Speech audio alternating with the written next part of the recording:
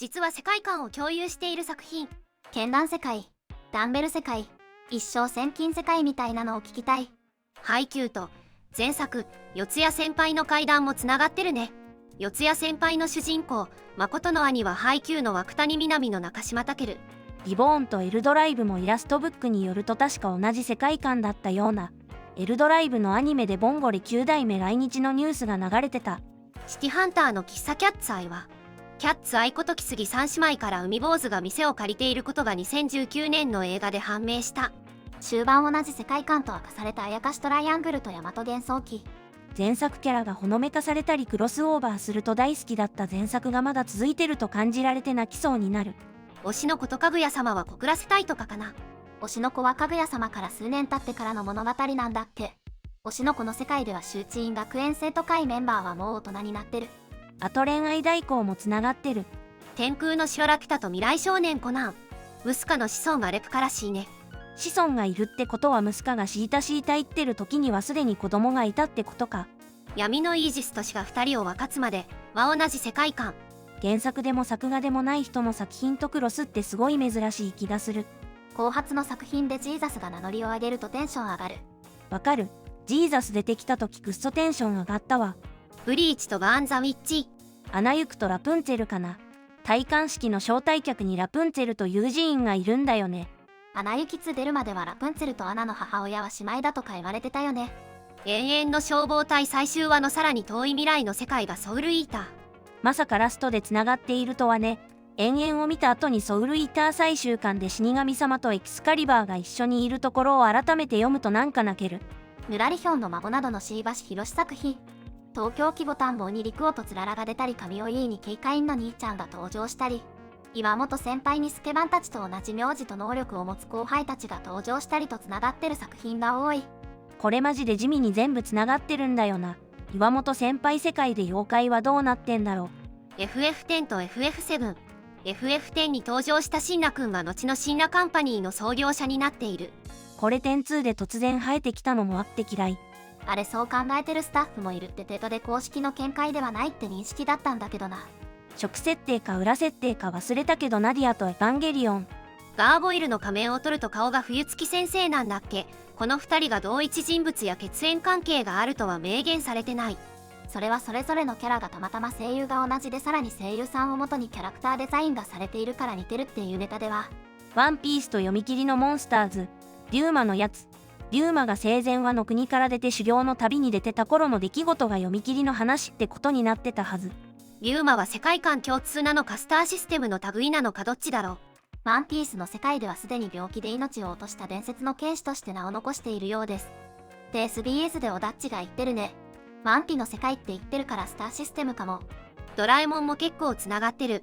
パーマン3号こと星野すみれが成長した姿で出てきたり、ドラえもん映画日本誕生のククルがチンプイの春日エリの祖先だったり、21エモンのホテルつづれ屋にのび太が泊まってたり、当時は21エモンの曽祖父の時代してる。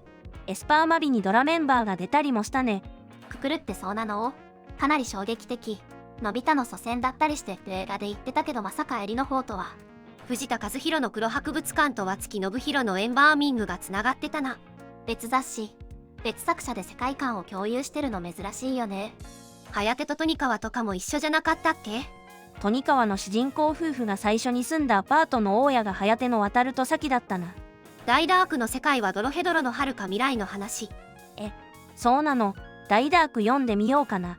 流浪に献身で有名な和月作品は同一の世界観らしいが、次回作のガンウエストは佐之助が登場予定だったけど打ち切りになってしまったし、キャラ同士のクロスがあるわけではないからそこまでつながりは感じられないかな。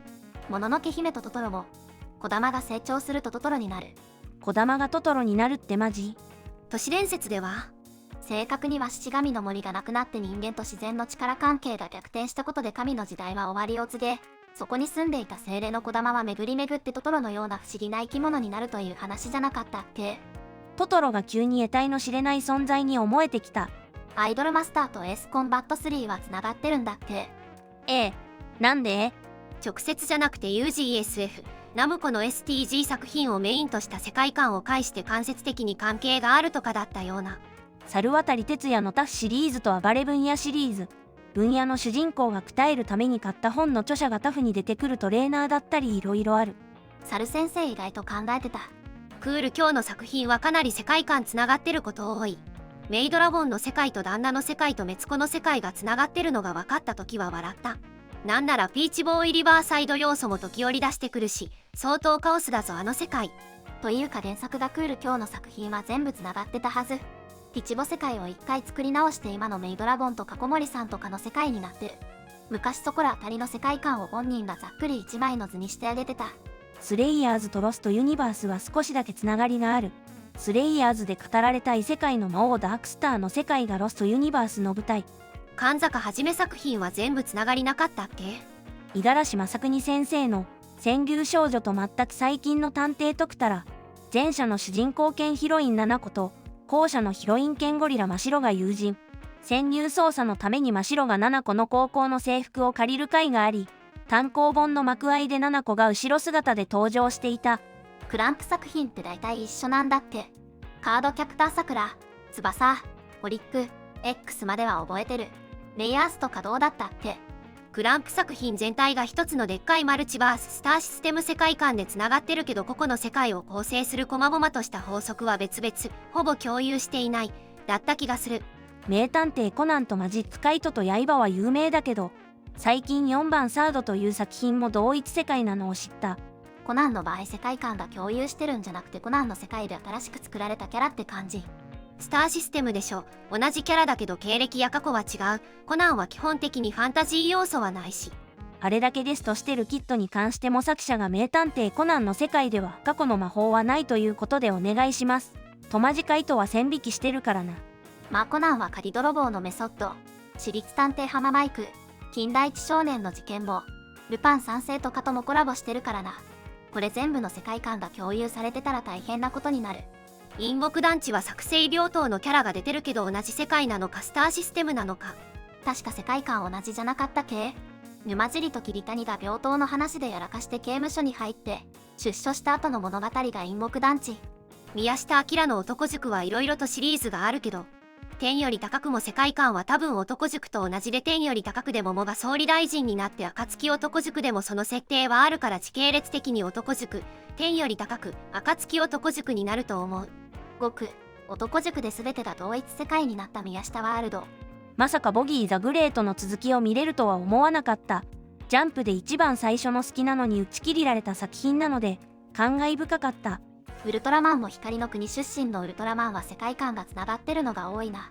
特に太郎、レオ、メビウスあたりは世界観のつながりを生かしたエピソードが多い。伊坂幸太郎作品はつながってるケースとスターシステムなケースが混在してるっぽい。高塚りのワーキングとウェブ版ワーキングは別視点の話でキャラ間につながりがある。そしてサーバントサービスとダストボックス 2.5 とオールナイトはワーキングから数年後の話。ワーキングの高梨くんはオールナイトの主人公の高校時代の担任だったことが落書き漫画で判明したね。児童書だけど早峰作品。怪盗クイーン、夢水清志郎、都会のトム&ソーやエトセトラって感じで全部同じ世界観。児童小説って結構こういうのありそう。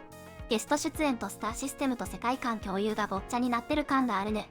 定義が難しいところだな。まあしかし前作のキャラが出てくると嬉しいんだよな。多すぎてまとめきれないので元スレぜひ見てください。一人だけ世界観が違う、その漫画で異質なキャラを集めた動画も面白いです。次はどんな漫画のネタをまとめようかな。またよろしくお願いします。